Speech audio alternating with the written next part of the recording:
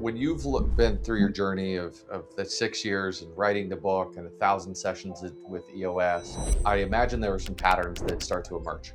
So what were some of the patterns that you've seen with different business owners that wanted help and that you've helped along the way? It starts with founders. You're going to see founders trapped inside a business they built initially for freedom. That's the story of the E-myth. You'll see that same entrepreneur asking deeper questions about meaning. Is there more to this than what we've accomplished? Dysfunctional leadership teams to a degree that are not healthy or cohesive. You'll see managers promoted without the skills and tools to be effective managers. And lastly, I guess the most common observable characteristic is poor internal communication, lack of accountability, and lack of discipline or commitment to the plan. When you see those things over and over again, essentially what you're starting to see is the observable characteristics of a business that's in freefall. It doesn't become visible or it doesn't become necessary to address it until top line growth tends to stall. And at that point, once the company hits the ceiling, people then that were seemingly functional become dysfunctional and start to point the finger.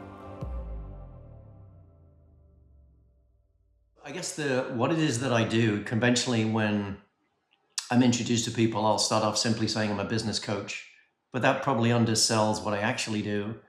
For those people familiar with EOS, I'll describe myself as an expert EOS implementer with near 1,000 sessions under my belt. But I guess the thing that generically would explain what I do is more the outcome of what I do, which is to help entrepreneurs get more of what they want from their business and ultimately live their best life. So it's a bit of a longer 15-second version, but that prompt generally has people ask, well, how do you do that? And that allows me to unpack the myriad of ways that I work with entrepreneurs to help them be more successful, but also not have their business overrun their personal life. What got you into doing EOS in the first place?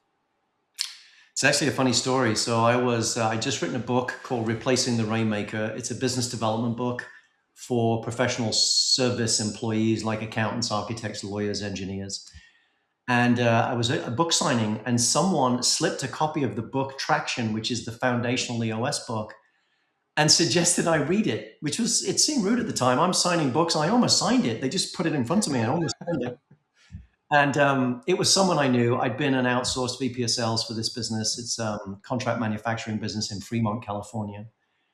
And she said, I think you might enjoy reading this. So, take it away, read it, and then give me a call when you're done. Well, I picked it up, didn't put it down, read it in 24 hours, called her back and said, I'm a little curious. My interest is piqued. Tell me more. She'd had an implementer from Southern California in about 2015 come up to Northern California, present to her Vistage group. And I think 12 of the 16 Vistage members had hired that person on the spot. And a typical freight at that time was, let's say, about $6,000 per diem. The commitment was about 12 days. So that person made close to $1 million in a day. And they said, we didn't particularly like this person, but she was the only person that was available. We think you'd be great at this. So we have a proposition. If you go to Detroit and get certified, 2 of us from the Vistage group will write that check for you. It's $24,000 for 2 days of training. And we'll pay your travel expenses for the first year. But in exchange, we each own you for 5 days. And that's how I became an EOS implementer. I'd literally written a book. I built a very robust website supporting the book. I was on a sort of a world tour, and suddenly plan A became plan B. And I very quickly found my tribe. Okay. Well, let's. How about we talk about your book a little bit and what made you write the book? What the background is there? This seems like a shameless plug here, but I just shut down this business a couple of weeks ago because although I still do business development coaching, this is very specific to an industry in which I don't generally traffic much anymore. And so I wrote this book in 2015, having spent 6 years as essentially a business development consultant working with partners and senior managers in 3 mezzanine-sized CPA firms in San Francisco. Each of those firms now, I think BPM may still be a standalone. At the time, there were about 350 employees. The 2 other entities have been, consumed at least 3 times since. So they've been rolled up into bigger entities. Yeah. But it was a way for me to take really a 17-year career in in sport, in professional sport, in business development centric activity, and really condense it into what I felt was a method, a process, and a very easy way to get seller doers that are unfamiliar with selling to feel more comfortable about selling. And so the book is 292 pages of how to, but it was really based on 6 years of practical experience. I took that 6 years and sort of chronicled the history of what I'd done, and then condensed that into 96 topics that merged into 14 chapters. And before you know it, 6 months later, I'd written a book. And then another year later, I'd launched a very robust workshop series. So there were 42 workshops that supported the book and 100 plus tools that CPAs could use essentially to develop their business. And so that became plan B as I left conventional employment and became self-employed. But a fortuitous meeting with a former employee and a copy of Traction later. And again, I find myself following someone else's book and not my own. Okay. And was the book for like accounting firms on how to sell work and go get more clients? Is that what it did? Yeah, so the actual full title is Replacing the Rainmaker, Business Development Tools, Techniques, and Strategies for Accountants. Okay. In the book jacket, several of the quotations are from engineers, attorneys, architects. So although the examples are specific to accounting, the methodology is endemic to any seller doer. It would apply to me as a seller doer in the business consulting space. But yeah, it became a way for me to take 6 years of practical experience. And I do believe that everyone has a book in them. Whether or not you choose to write the book about your business life or your life in general, everyone has a story. And this was really the first one that I told. I'd written other books in sport, but they were either ghostwritten or they were written under a league like the National Football League. I'd written content for other organizations. But this is the first time I put my name on something or was recognized with the ISBN as mine. And again, it just was a way for me to transition out of gainful employment. And I think feel more comfortable about being an expert in a very specific niche in an area that's somewhat under-trafficked and under-supported. Mm-hmm. Yeah, being able to articulate your thoughts and put them on paper, it kind of helps organize it and really solidifies your experience and your expertise. So yeah, that's great. And so, when you've been through your journey of the 6 years and writing the book and 1,000 sessions with EOS, I imagine there were some patterns that start to emerge.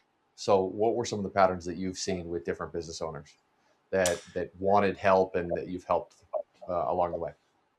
It starts with founders. You're going to see founders trapped inside a business they built initially for freedom. That's the story of the E-Myth. You'll see that same entrepreneur asking deeper questions about meaning. Is there more to this than what we've accomplished? Dysfunctional leadership teams to a degree that are not healthy or cohesive. You'll see managers promoted without the skills and tools to be effective managers. And lastly, I guess the most common observable characteristic is poor internal communication, lack of accountability, and lack of discipline or commitment to the plan. When you see those things over and over again, essentially what you're starting to see is the observable characteristics of a business that's in free fall. But it may be winning, right? It may be selling a lot of the thing it does. And so it doesn't become visible or it doesn't become necessary to address it until top line growth tends to stall. And at that point, once the company hits the ceiling, people then that were seemingly functional become dysfunctional and start to point the finger. And thus EOS as a proven process really gets to the root of clarity, right? Clarity of direction, where are we going?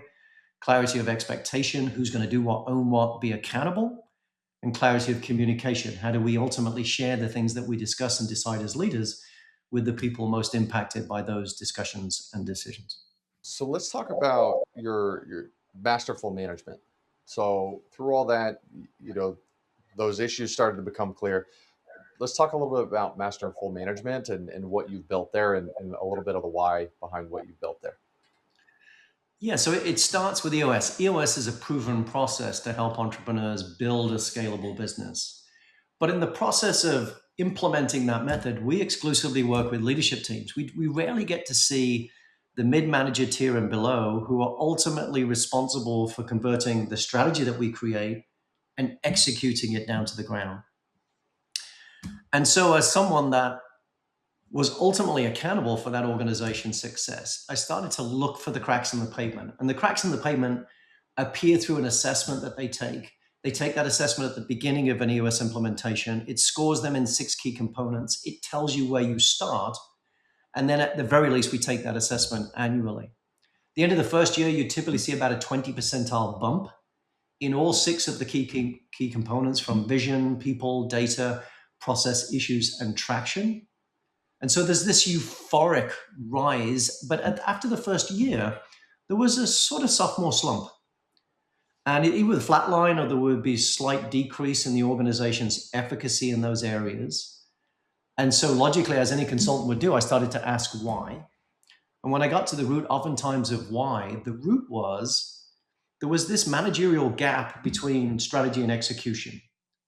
And in organizations in which I work, remember, I don't get to touch managers, don't get to spend time with them. Oftentimes, they're ill-prepared, ill-equipped, ill-trained to take on that responsibility. And so I started to research managerial platforms. I actually auditioned 22 of them.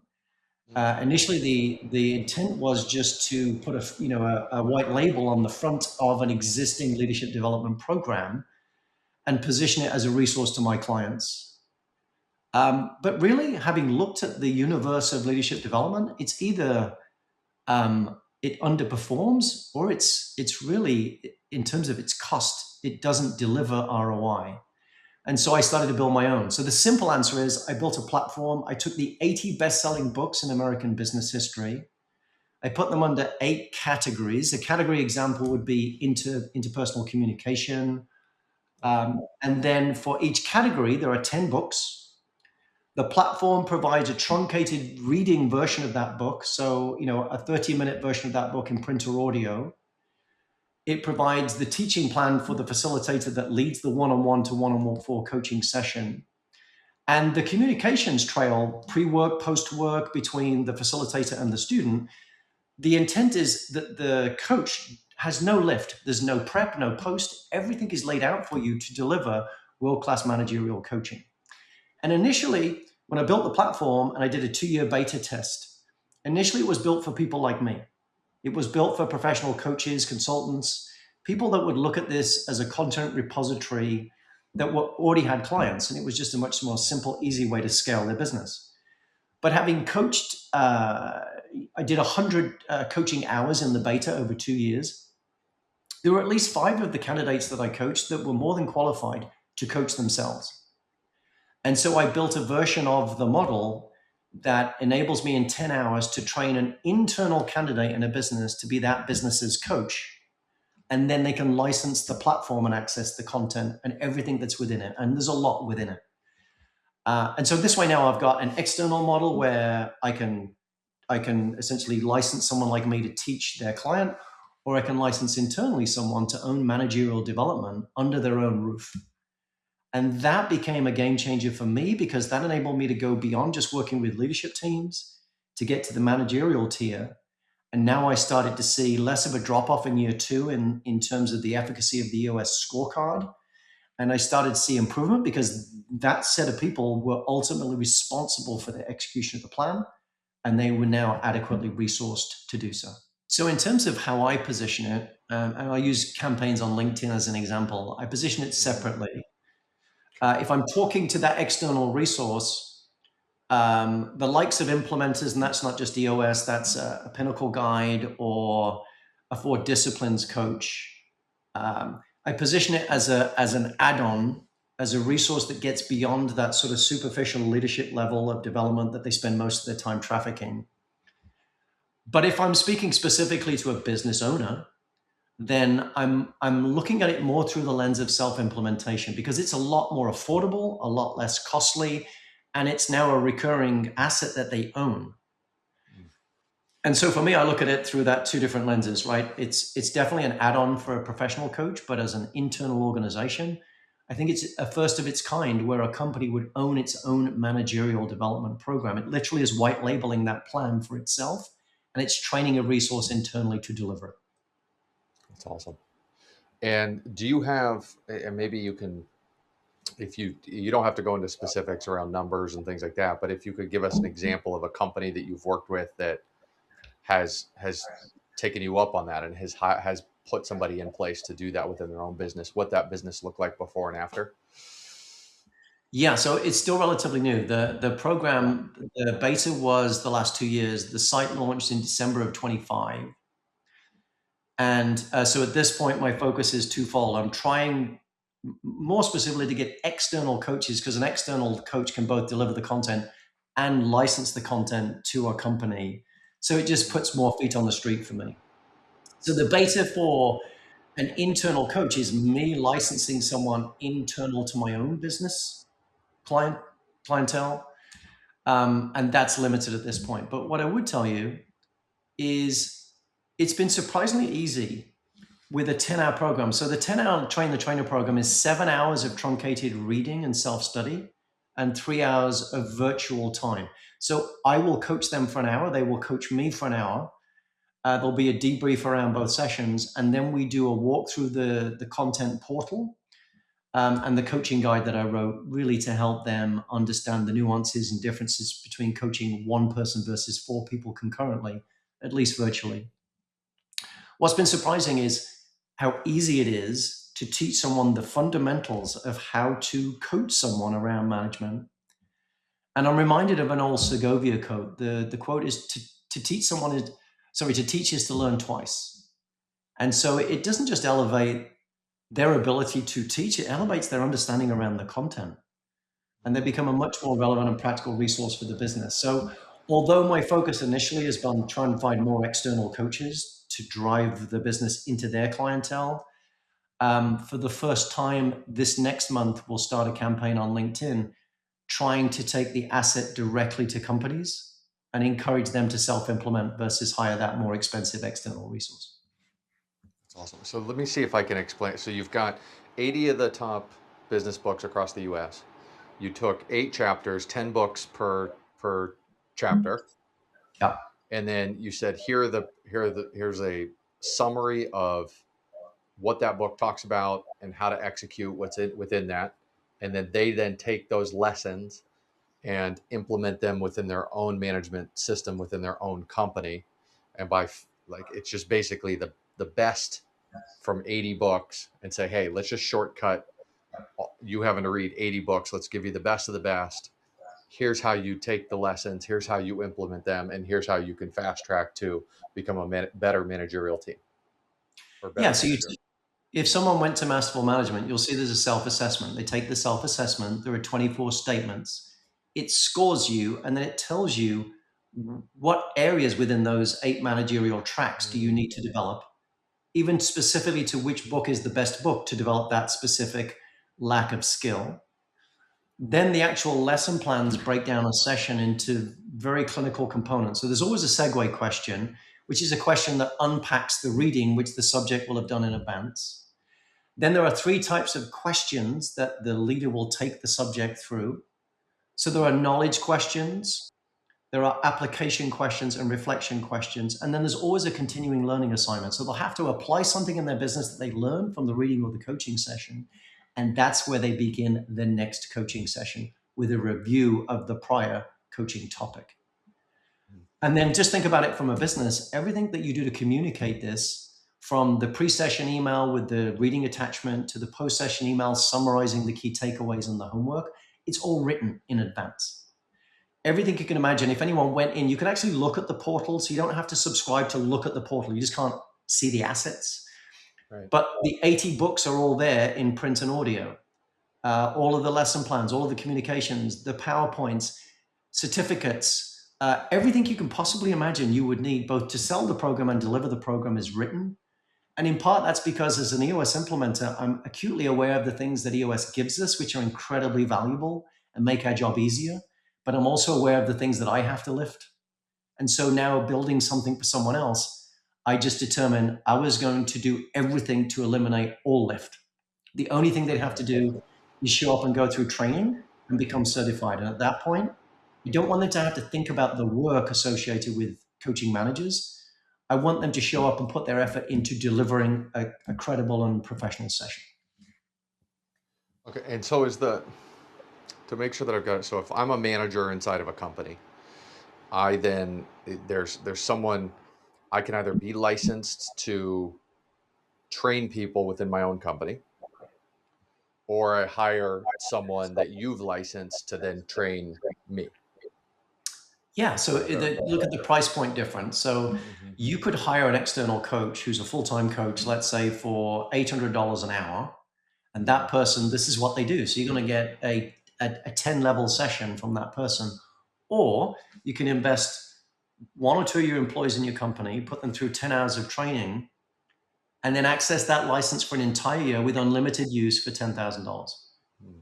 So what it would cost you for about 12 sessions with a professional, you can own for your entire company for a year and have unlimited use and access to. So all I did was I built a version that we'll call it, in EOS language, we call it implementation and self-implementation. Yep.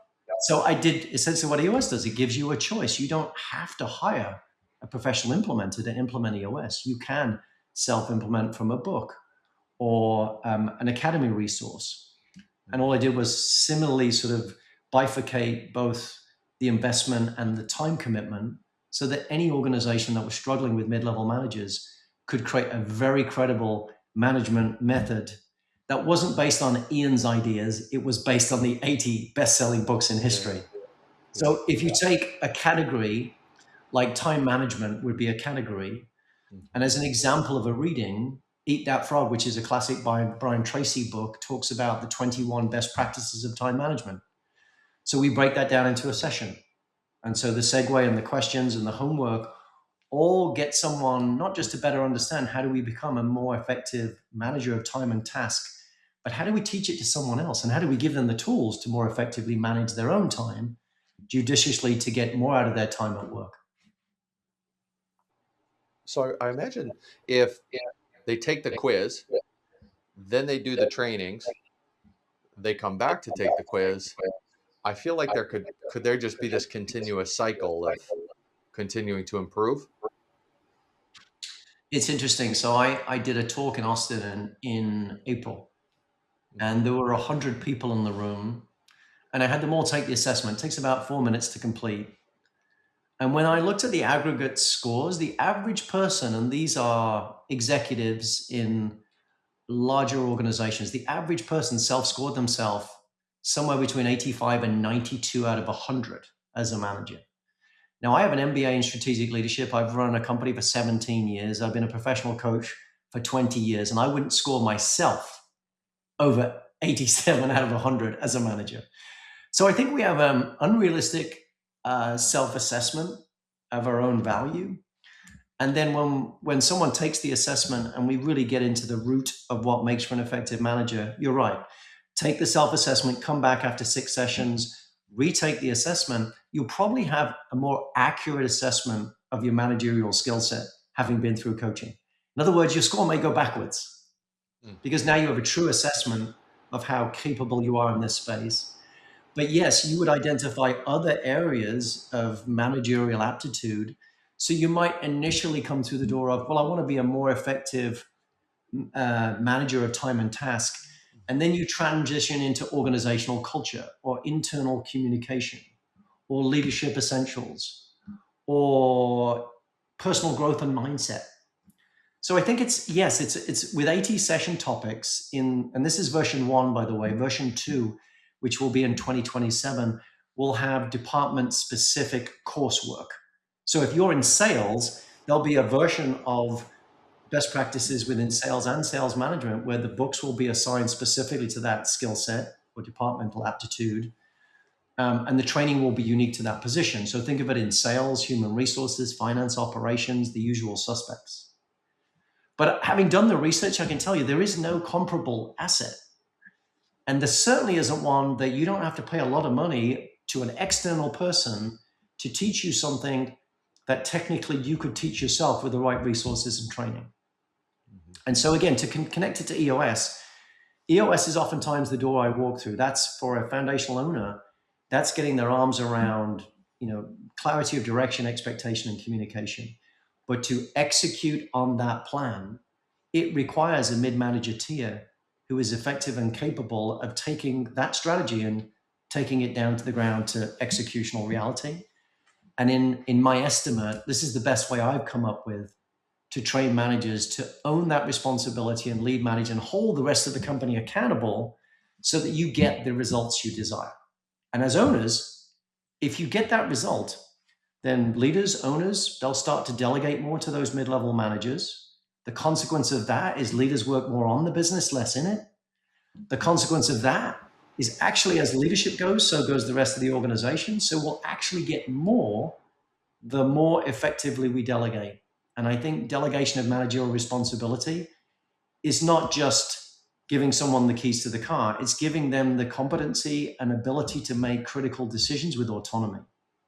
And that at root, in most successful organizations I'm in, I can point to that as that was a moment in that company's climb to success where leadership stopped spending as much time in the business, transition out, and the founder or owner started to conventionally work into that visionary seat or the owner's box, or eventually ultimately maybe sell the business. But if I work for the owner and my job is to find out what their more is, then more often than not, more is not just more money. It could be more time to pursue other interests and passions. It could be something else on the other side of the business they're in. But again, that managerial gap I found is the secret to success in that story. That's awesome. That's cool. You and I before talked a lot about organizational health and, just overall personal well-being.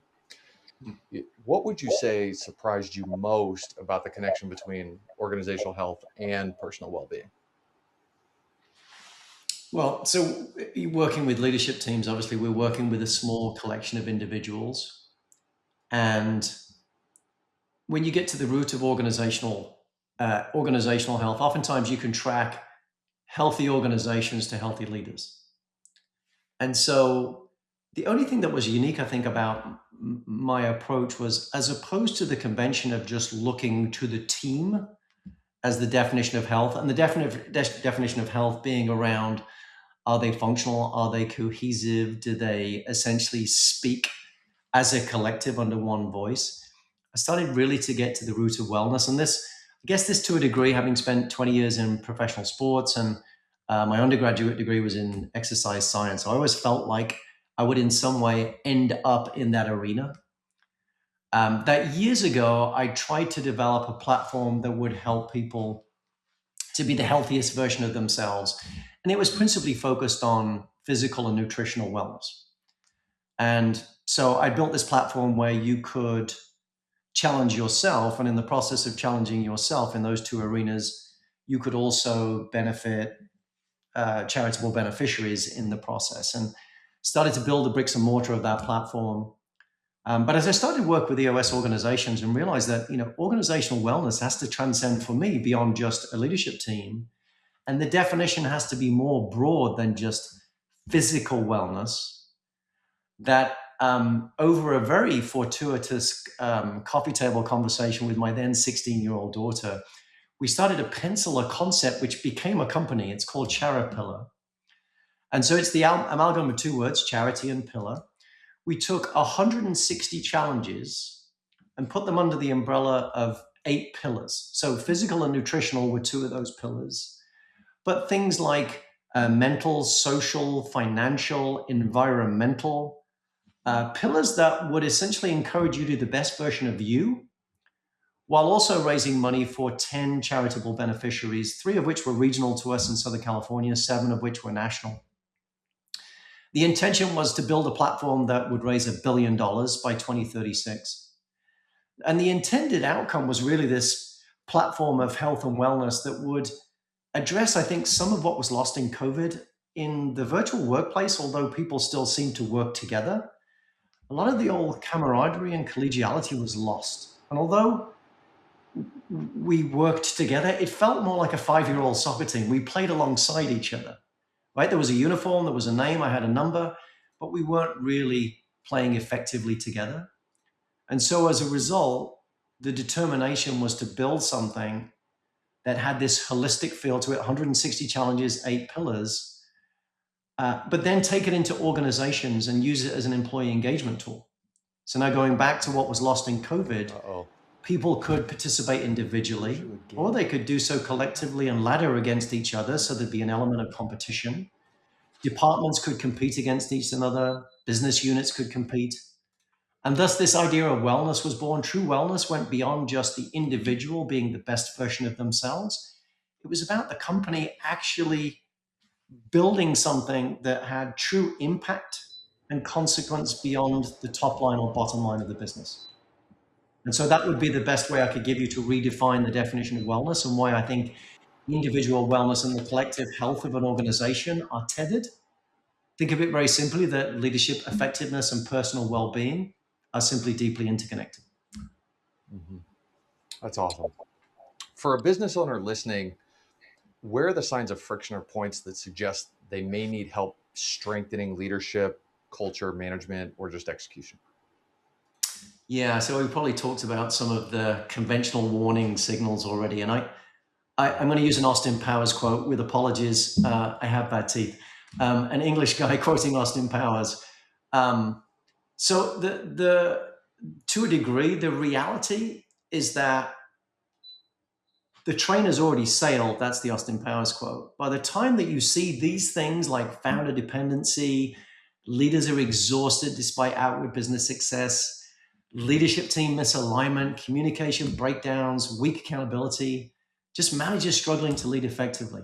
By the time you've seen those things, the reality is already upon you.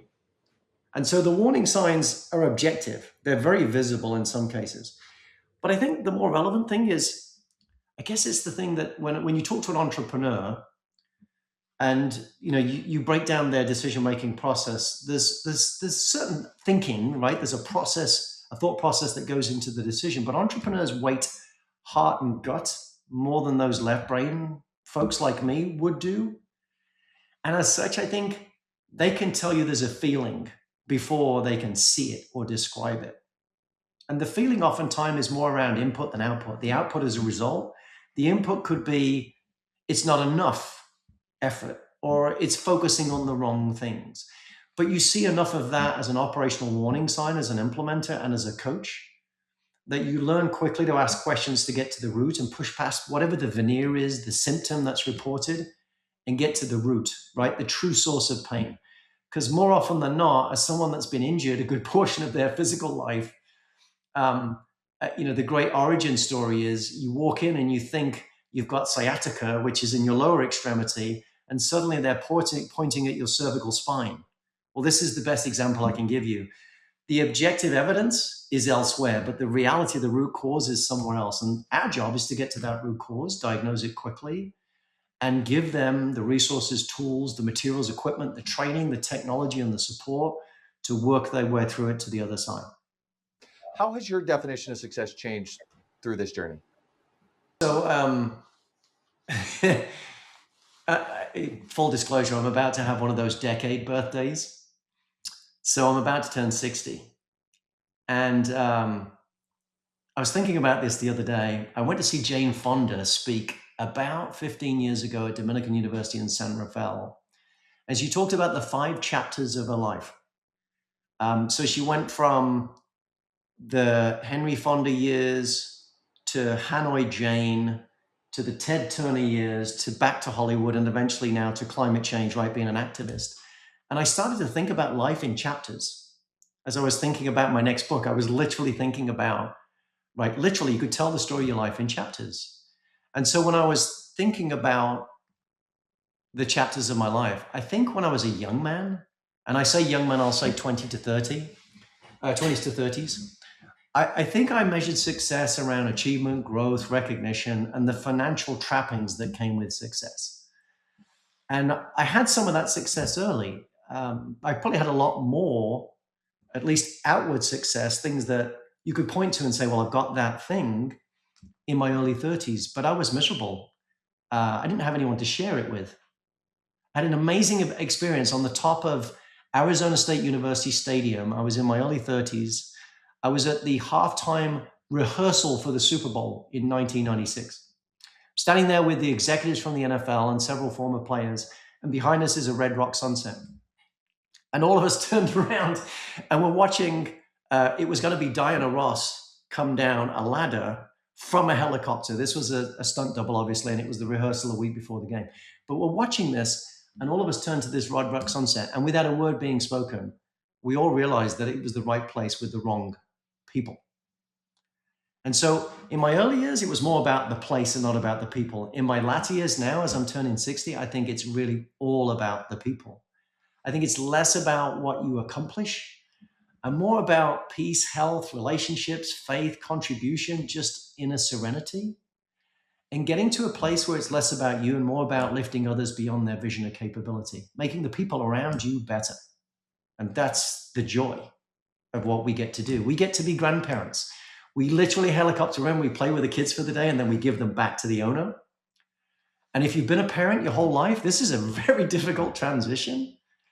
But the joy of it is you get to experience that with 30 companies at a time.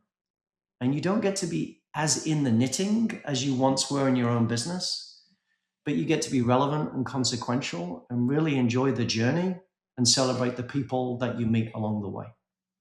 Yeah, I think you hear about it. It's like, it's doing the thing, but it's more of, who came along the journey with you, which matters a lot more as you get older. And so, you know, not being young anymore, I start to feel that same thing. So for someone, listening to this who connects with this conversation, where should they go to start learning more about you and ultimately your broader ecosystem? Well, the timing of this podcast is, I think, Joe, when I met you, was so pivotal because I've been going through a real rebrand of my own business over the last year. Several businesses that I'd built to plug and play in my EOS architecture ceased to be as relevant. I had one that the business development Replacing the Rainmaker. I had another one where as an ITAN certified facilitator, I could run international retreats for companies that were coming from overseas to the US. I built a technology that would help people make decisions in work and life. So the entrepreneurial nature in me is always tinkering and looking at what's next. I'm the opposite of burn the boats. I'm the build the boats guy. But what was interesting about the timing of our conversation is I really started to distill what the message was. And within Ian Tonks Companies, it forced me to shut down certain sites, rebuild a couple, build one new one, and redesign iantonkscompanies.com. And the reason for that long introduction is my hope is that if people are interested, they'll go to iantonkscompanies.com. They should, by the time this podcast goes live, that new site should be live. There'll be a quick introduction, sort of a vision, mission, what combines these 5 entities, and they're very disparate.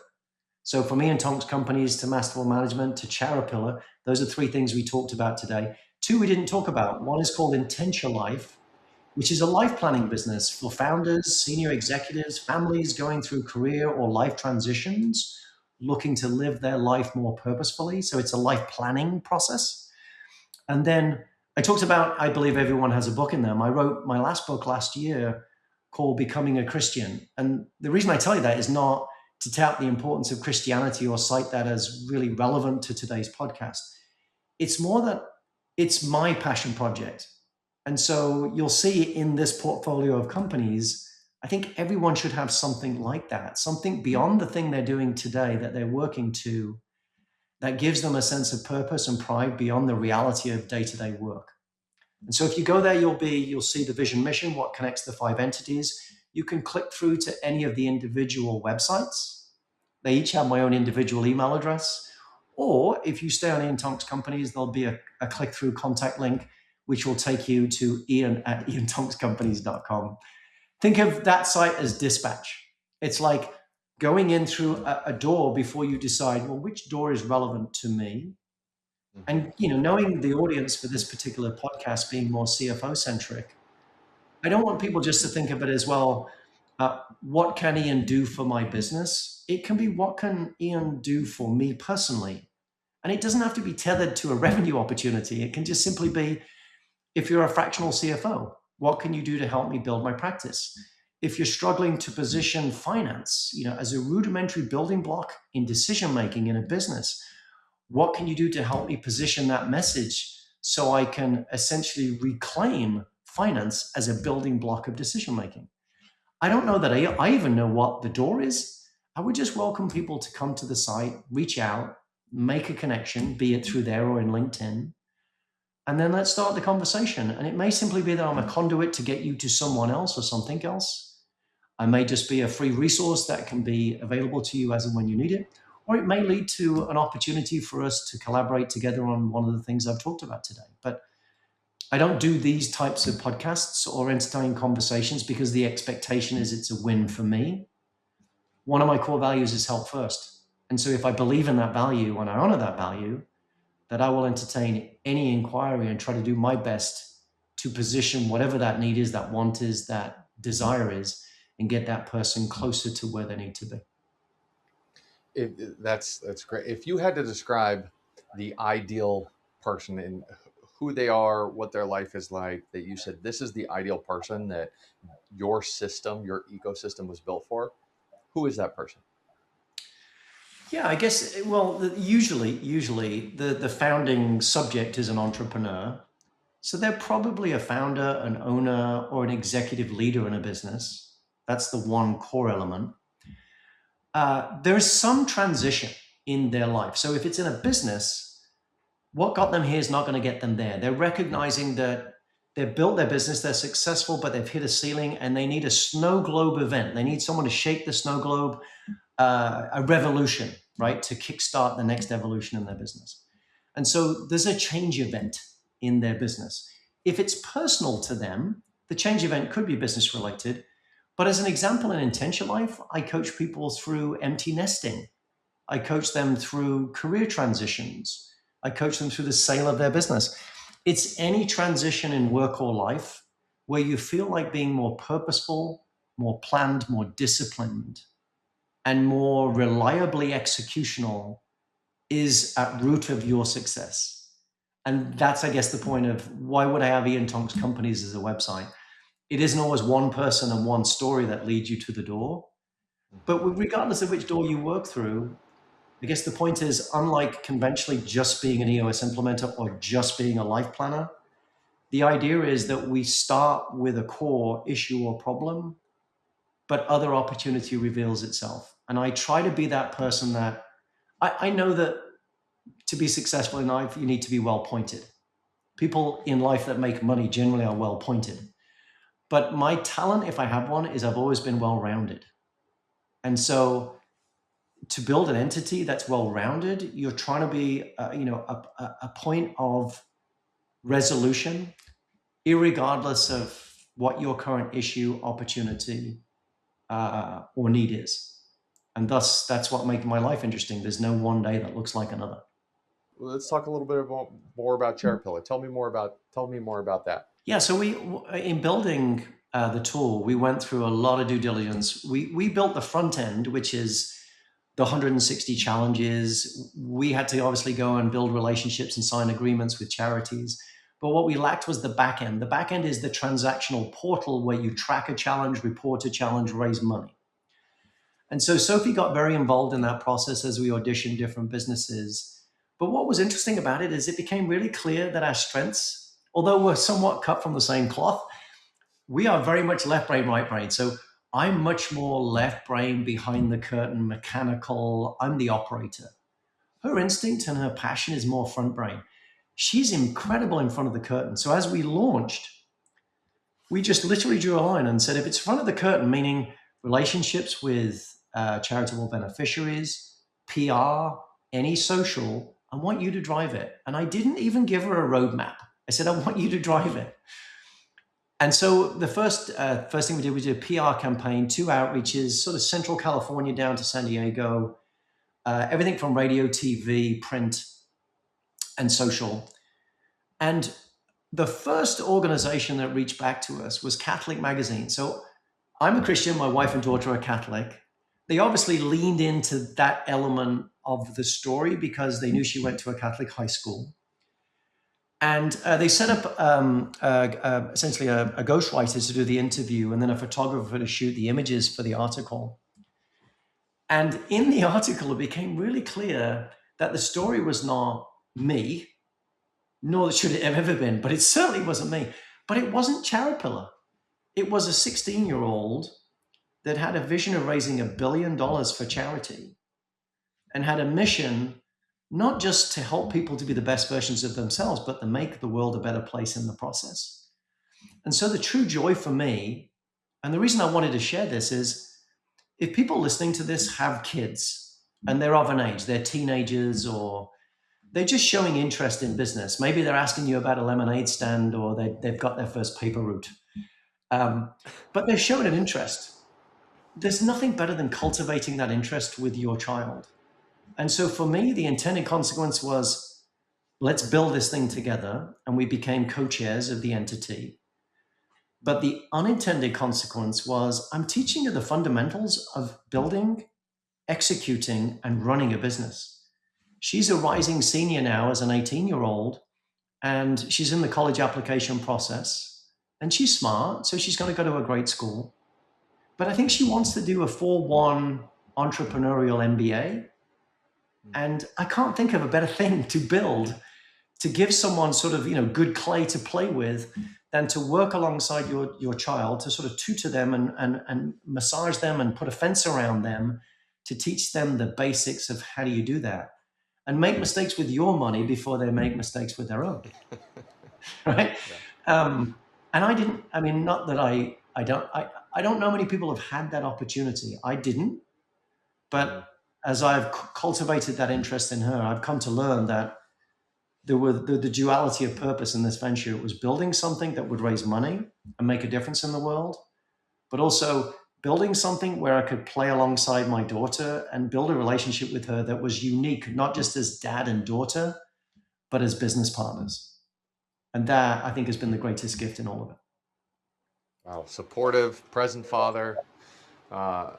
You're wearing a lot of hats. That's good. It's business owner, multiple businesses. Kudos to you. That's awesome. Tell me a little bit more about Intentional Life. And I know that this is a big thing for you. And you talked about, hey, I wasn't coming here and making it about this, but tell me about it. That's important to you, and let's talk about it. Yeah, so I feel like I'm coming out of the witness protection program. I've been intentionally living my life since 2002. It's the first time I wrote a life plan. So in 2002, I was sort of at a crossroads. I'd become the president of a big organization with 650 employees. As I talked about, I think earlier, I had the trappings of success, but was miserable, didn't really have a life, well, certainly not one that a young 30-year-old man would expect to have. And so I started the process of imagining an envisioned future was better than the reality was in. And like any planning process, there are 3 parts to it, right? There's a current reality, an envisioned future, and then a bridge or a plan to get there. And I was relatively well read. So, I read First Things First by Stephen Covey. I had tools that would help me build a planning method. But what was unique about the planning method, it was all in pictures. So the first plan I built all in pictures. There were 9 segments to the plan and typically 3 or 4 images in each of those segments. And it was me telling my life in story. After the fact, I then wrote a written version of that plan. And I shared it in a peer group that I founded in the mid-2000s in San Francisco with 16 CEOs, one of whom was an executive at Triton Container, which was a Pritzker Group company, multi-billion-dollar company. I don't know what percentage of the world's container fleet is Triton, but it's a large percentage. So I got this behemoth CEO in the room, and he asked me to go on a retreat with him and help him and his wife build their life plan. So I wrote my first life plan in a retreat form in Lake Tahoe, and that became a working template. I worked through 7 other executives and founders of companies I worked with, but never formalized it. It was something I said I would do without having a name for it. And then last year, in the process of reimagining my business portfolio and rebranding, I decided that this was something I wanted to do as I transitioned into more of a retirement lifestyle. because it was a way I could more specifically help people that I'd already helped, either in business or in corollary work. And so Intentional Life was born. The combination of two words, intentional and living. The process is essentially an 8-step process. It can be done in the course of a day, either with an individual or a couple or a family. And usually the output is either a career transition plan or a life plan that would encompass aspects of how to live your life, how to save your way to wealth in that life, as well as, in the chapters beyond the chapter you're in, what does the wish list look like and what will you have to do to position yourself to succeed in life as you probably succeeded in work? And so I did a couple of free sessions with clients that I knew, just so I knew I could do a beta and put the portfolio together and have working examples. And then the third one I did was my own. So I sat down with my wife and built our own intentional living plan, which phases out the next 5 years of, we'll call it, transitional retirement to 65. And then life on the other side of it, which would be principally in CharaPillar and Intentional Life, helping people live their life on purpose and raising money for all important causes. So it's a little insight into my brain, Joe. Honestly, I'm very planned and purposeful, and other people have sort of celebrated that in me or asked me when I've shown them my plans, what did it take to build that? And the only thing is different now is I package that in a 1-day retreat and then 3 follow-up sessions every quarter where I become their accountability coach. I review the 90-day plan that they created in their life plan. We set course for the next 90 days. We do that 3 consecutive quarters, and then they're a year in. It's either a habit and they no longer need me, or we reset the plan a year in, redo their 1-year plan and 90-day commitments, and thus it becomes a recurring supportive resource. But again, back to Masterful Management, you can do it with a coach, or to a degree, you can self-implement once a coach has helped you to build the template. When you do these retreats, do you go to them? Do they come to you? Do you go somewhere else? Where do you typically do the retreats? So far, they've come to me, as in they've come to Southern California. A couple of weeks ago, I did one with a couple from Fresno. Mm-hmm. And we always try to go somewhere that's creative. So the last one we did was at a private golf club in Orange County here in Southern California. But find somewhere where it puts you in a creative space. It's got to be a very relaxing and safe space. This was a couple, husband I work with. He's a senior executive in one of my clients, but I'd never met his wife. And so imagine I've got to fast track like trust and credibility quickly. I've got to get them to open up and share very open and honest conversational topics, either about their relationship or about their individual and collective wants. And then in the course of the process, in the course of a day, I'm audio recording, rewriting, and live creating the plan. They get to see a version of the plan live in room by the end of the day, which is probably about 80% accurate.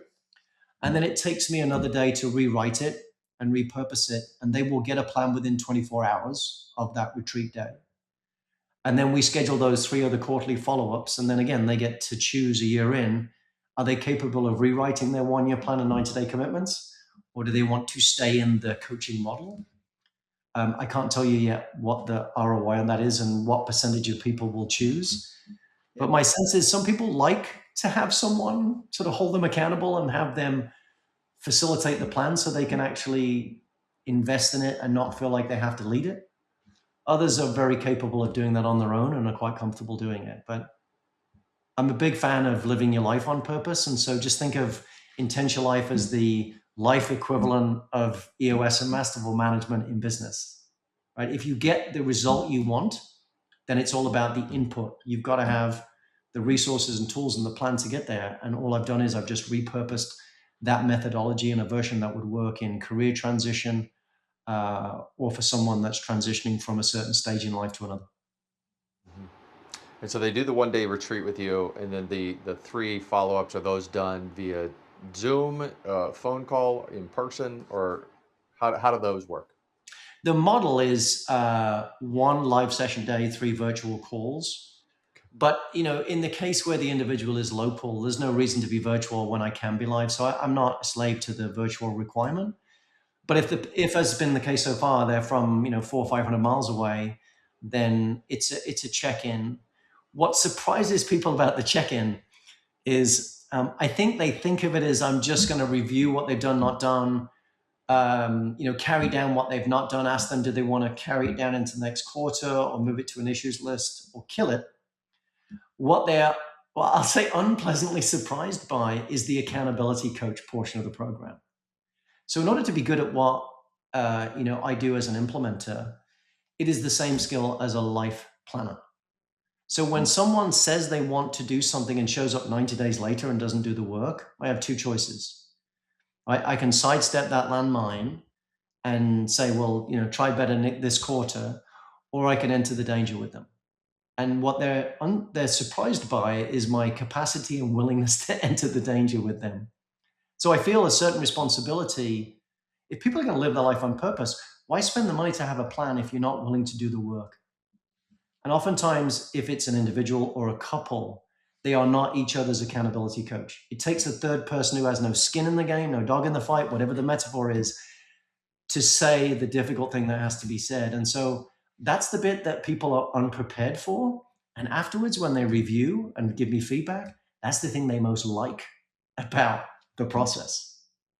Everyone feels like they can benefit from having a coach that delivers truthful feedback, but it isn't always necessarily available to them, and or the coach they have isn't necessarily as forthright and truthful as one should be in the process of correcting people's behavior. That's great. And when you talk about going through this, a lot of it is, let's build a plan, let's stick to that plan, let's follow through, let's hold each other accountable. But you also talk about these big transitions that you've helped people through. And so whether it's an operator becoming the visionary like saying, hey, I want to position my business for an exit, how have you helped? Can you talk a little bit more around how you help people through those transitions? Yeah, I mean, again, limited case. So this is only now 5 months in, but I'll give you a couple of working examples. So one is a good friend of mine that's gone through a significant career transition, leaving a behemoth, well-known, Fortune 100 organization. And the logic is when you go through a career transition, the instinct is to go to what you know. So when you leave, a banner organization, lots of other companies are going to come to you because the perception is you have skills and expertise, but you have knowledge and contacts. And so all of that is saying, just keep doing the thing you've always done. It's safe, it's easy, and it will be the smoothest transition. So the process forces you to ask critical questions, not about what's right for you now, but what do you want your life to look like in the future? And now working back like Stephen Covey, at the end of your life, what do you want people to say about you? Working back from the end in mind, now come back to the present day and now identify what assets and tools and opportunities are available to you. And so in this particular case, it was helping someone, this may be very relevant to your audience, it was helping someone to work through, do you take that job? Or do you build your own business because you've always been enamored with other people that seem to have the benefit of time and the capacity to make more money? Is this your opportunity to build something that's your own? And if it is, let me help you shape that business. And let me explain what a fractional insert name of title looks like and what it would do and what kind of income it could command. And the only thing that was unique about this particular opportunity is the opportunity to introduce that person to my clients who have that particular need. But it's illustrative of one example where someone is at a crossroads and the easiest, simplest, most straightforward thing to do is just do the thing you were doing somewhere else. And someone forcing them to take stock of their life and ask the question, no, not next year, not 5 years from now, but fast forward. It's now, for instance, it's your daughter's getting married. You're walking down the aisle and you're thinking about the last 25 years of your life.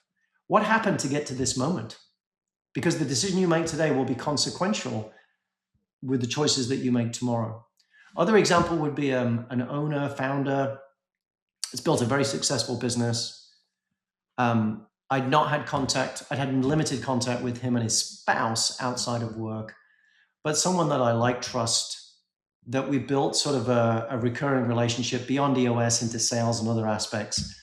I've been a referral source, referring other qualified external professionals into their business. And so it was an opportunity to really take stock of this point in their business evolution and ask the question, is just building a bigger business and scaling, is that the outcome? Could you compartmentalize and segment and spin off parts of the business so you're still in it, but you're selling it and leveraging what you've built so that you're building accumulated wealth? And if you were to do that, how does that impact your kids and your grandkids and a life beyond the confines of, 2 homes and a very successful life? And in the process of doing that with a husband and wife, it's fascinating to get to the root of what is shared and what is different.